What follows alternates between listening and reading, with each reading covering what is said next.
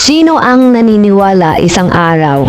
Alaala na lang ang mga payo ng mga magulang mo sa'yo at biglang sasagi sa iyong isipan na yung nanay mong kasakasama mo ngayon o maging ang tatay mo na kasakasama mo rin ngayon at isang araw aalalahanin mo na lang din sila. Hindi habang panahon kasakasama mo ang iyong mga magulang. Kaya nga lahat ng magulang, hanggat kasama pa yung mga anak, gagawin ang lahat, ipapayo lahat ng mabuti. Kaya laging ipaalala sa mga anak kasi alam niya isang araw, iiwan niya yung kanyang mga anak. Isang araw, hindi lang tayo ng mga magulang mo ang magiging alaala. Kahit magulang mo isang araw, magiging alaala na lang sa buhay mo. Kaya nga napakapalad mo kung may magulang ka pa ngayon na kasama mo. May magulang ka pa na magpapayo sa'yo. May magulang ka pa na nagpapaalala sa'yo lagi. Kasi darating ang isang araw, wala na sa tabi mo ang magulang mo. Yung mga payo niya, alaala na lang din sa buhay mo. Dito sa mundo, ang realidad, ito talaga ang totoo. Yung realidad ng buhay, dapat alam mo at ng lahat ng tao. Naparito kang hubad, aalis kang nakahubad.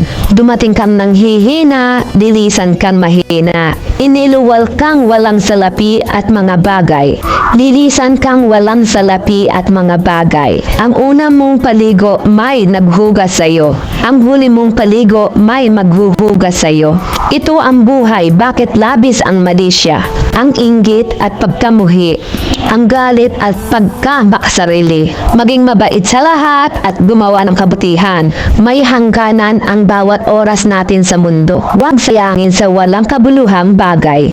Manalangin at higit sa lahat, huwag nating sasambahin ang pera. Dahil kahit anong dami ng pera mo o ng ari-arian mo, kapag binawi ng Diyos ang buhay mo, iiwan mo rin yan at hindi mo madadala sa iyong patutunguhan dito sa mundo. Ito ang buhay, ito ang totoo. Alam mo ba kung anong inspirasyon ang makukuha mo sa pagiging mahirap? Yung alam nating pasalamatan ang mga maliliit na bagay. Siguro kababawan para sa iba, pero sa atin napakalaki ng biyaya. Kapag laking hirap ka kasi, ang hirap makuha ng mga bagay-bagay. Kailangan pagsumikapan, kailangan pagtrabahuhan kasi wala naman tayong kayamanan. Wala tayong ari-arian, kaya sariling sikap talaga. Pero alam mo kapag mahirap ka, tapos nakakaramdam ka ng ginhawa, ang sarap nun sa pakiramdam. Iba-iba ang nararamdaman mong saya. Yung nag-uumpisa ka sa wala, tapos marirealize mo, malayo-layo ka na rin pala. Kaya hindi ko pinagsisisihan na pinanganak akong mahirap. Kasi kahirapan ang nag-uudyok sa akin na mas paigtingin pa ang pangarap. Kamusta? Huwag ka sanang bumitaw sa mga pangarap mo ha. Alam ko, minsan nakakawalang gana. Lalo na kapag wala kang nakikitang resulta. Sabay mo pa yung mga hindi magagandang sinasabi ng iba.